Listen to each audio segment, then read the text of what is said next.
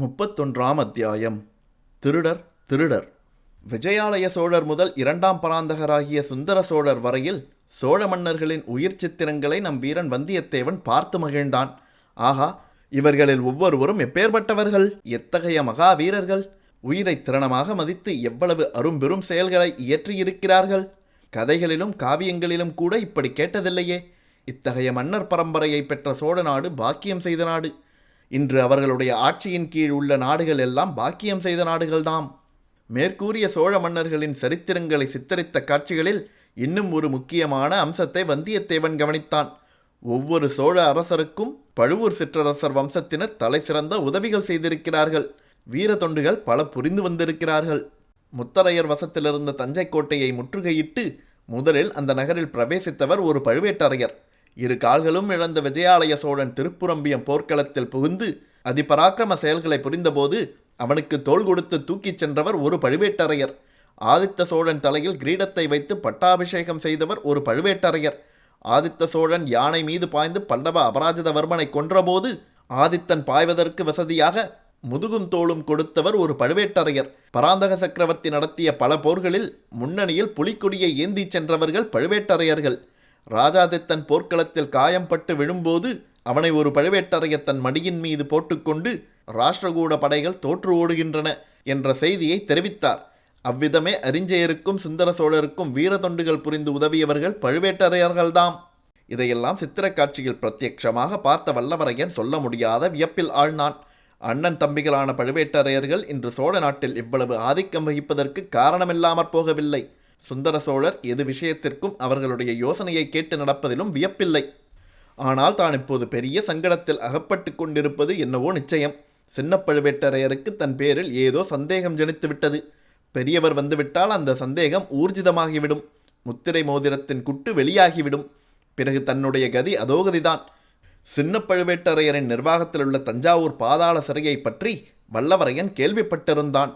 அதில் ஒருவேளை தன்னை அடைத்துவிடக்கூடும். பாதாள சிறையில் ஒருவனை ஒரு தடவை அடைத்துவிட்டால் பிறகு திரும்பி வெளியேறுவது அநேகமாக நடவாத காரியம். அப்படி வெளியேறினாலும் எலும்பும் தோளுமாய் அறிவை அடியோடு இழந்து வெறும் பித்துக்குழியாகத்தான் வெளியேற முடியும்.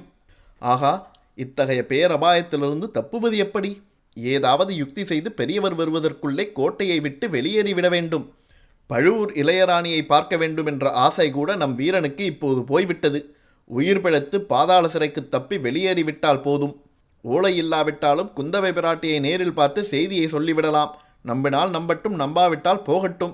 ஆனால் தஞ்சை கோட்டையை விட்டு வெளியேறுவதற்கு என்ன வழி? தான் உடுத்தியிருந்த பழைய ஆடைகள் என்ன ஆயின என்ற சந்தேகம் திடீரென்று வந்தியத்தேவன் மனதில் உதயமாயிற்று. தன்னுடைய உடைகளை பரிசீலனை செய்து பார்ப்பதற்காகவே தனக்கு இவ்வளவு உபச்சாரம் செய்து புது ஆடைகளும் கொடுத்திருக்கிறார்கள். குந்தவை தேவியின் ஓலை தளபதியிடம் அகப்பட்டிருக்க வேண்டும், சந்தேகமில்லை. தான் புலவர்களுடன் திரும்பி போய்விடா வண்ணம் தன் கையை இரும்பு பிடியாக அவர் பிடித்ததின் காரணமும் இப்போது தெரிந்தது. ஒரு ஆளுக்கு 3 ஆளாய் தன்னுடன் அனுப்பிய காரணமும் தெரிந்தது. ஆகா, ஒரு யுக்தி! உடனே ஒரு யுக்தி கண்டுபிடிக்க வேண்டும். இதோ தோன்றிவிட்டது ஒரு யுக்தி. பார்க்க வேண்டியதுதான் ஒரு கை. வீரவேல் வெற்றிவேல். வந்தியத்தேவன் சித்திர மண்டபத்தின் பலகனை வழியாக வெளியே பார்த்தான். சின்ன பழுவேட்டரையர் பரிவாரங்கள் புடைசூழ குதிரை மேல் வந்து கொண்டிருந்தார். ஆகா, இதுதான் சமயம். இனி ஒரு கணமும் தாமதிக்கக்கூடாது. வாசற்படிக்கு பக்கத்தில் உட்கார்ந்து சொக்கட்டா நாடிய ஏவலாளர்கள் மூவரும் ஆட்டத்தை நிறுத்திவிட்டு எழுந்தார்கள். மாளிகை வாசலில் சின்ன பழுவேட்டரையர் வரும் சப்தம் அவர்களுடைய காதில் விழுந்தது. வந்தியத்தேவன் அவர்கள் அருகில் நெருங்கி, அண்ணன்மார்களே, நான் தரித்திருந்த உடைகள் எங்கே என்று கேட்டான். அந்த அழுக்கு துணிகள் இப்போது என்னத்துக்கு? எஜமான் உத்தரவுப்படி புதிய பட்டு பீதாம்பரங்கள் உனக்கு கொடுத்திருக்கிறோமே என்றான் ஒருவன். எனக்கு புதிய உடைகள் தேவையில்லை. என்னுடைய பழைய துணிகளே போதும். அவற்றை சீக்கிரம் கொண்டு வாருங்கள். அவை சலவைக்கு போயிருக்கின்றன. வந்தவுடனே தருகிறோம். அதெல்லாம் முடியாது. நீங்கள் திருடர்கள். என்னுடைய பழைய உடையில் பணம் வைத்திருந்தேன். அதை திருடிக் கொள்வதற்காக எடுத்திருக்கிறீர்கள். உடனே கொண்டு வாருங்கள். இல்லாவிட்டால் என்ன செய்து விடுவாய் தம்பி? எங்கள் தலையை வெட்டி தஞ்சாவூருக்கு அனுப்பிவிடுவாயோ? ஆனால் இதுதான் தஞ்சாவூர், ஞாபகம் இருக்கட்டும். அடே, என் துணிகளை உடனே கொண்டு வருகிறாயா இல்லையா? இருந்தால்தானே தம்பி கொண்டு வருவேன். அந்த அழுக்கு துணிகளை வெட்டார முதலைக்கு போட்டுவிட்டோம். முதலை வயிற்றில் போனது திரும்பி வருமா? திருட்டுப் பயல்களா, என்னுடன் விளையாடுகிறீர்களா? இதோ உங்கள் எஜமானரிடம் சென்று சொல்கிறேன் பாருங்கள் என்று வந்தியத்தேவன் வாசற்படியை தாண்டத் தொடங்கினான். மூவரில் ஒருவன் அவனை தடுப்பதற்காக நெருங்கினான். வந்தியத்தேவன் அவனுடைய மூக்கை நோக்கி பலமாக ஒரு குத்து விட்டான். அவ்வளவுதான். அந்த ஆள் மல்லாந்து கீழே விழுந்தான். அவன் மூக்கிலிருந்து ரத்தம் சொட்டத் தொடங்கியது. இன்னொருவன் வந்தியத்தேவனுடன் மல்யுத்தம் செய்ய வருகிறவனைப் போல் 2 கைகளையும் முன்னால் நீட்டிக்கொண்டு வந்தான். நீட்டிய கைகளை வந்தியத்தேவன் பற்றி கொண்டு தன் கால்களில் ஒன்றை எதிராளியின் கால்களில் மத்தியில் விட்டு ஒரு முறுக்கு முறுக்கினான். அவ்வளவுதான். அந்த மனிதன் அம்மாடி என்று அலறிக்கொண்டு கீழே உட்கார்ந்து விட்டான். இதற்குள் 3வது ஆளும் நெருங்கி வரவே வந்தியத்தேவன் தன் கால்களை எடுத்துக்கொண்டு ஒரு காலால் எதிரியின் முழங்கால் முட்டியை பார்த்து ஒரு உதைவிட்டான். அவனும் அலறிக்கொண்டு கீழே விழுந்தான். 3 பேரும் சட்டுப்புட்டென்று எழுந்து மறுபடியும் வந்தியத்தேவனை தாக்குவதற்கு வளைத்து கொண்டு வந்தார்கள். வெகு ஜாக்கிரதையாகவே வந்தார்கள். இதற்குள் மாளிகை வாசலில் குதிரை வந்து நின்ற சத்தம் கேட்டது. வந்தியத்தேவன் தன் குரலின் சக்தியெல்லாம் உபயோகித்து திருடர்கள் திருடர்கள் என்று சத்தமிட்டு கொண்டே அவர்கள் மீது பாய்ந்தான். 3 பேரும் அவனை பிடித்து நிறுத்த பார்த்தார்கள்.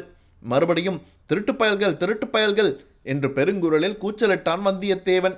அச்சமயம் சின்ன பழுவேட்டரையர் அங்கே என்ன ரகளை என்று கேட்டுக்கொண்டே உள்ளே வந்தார்.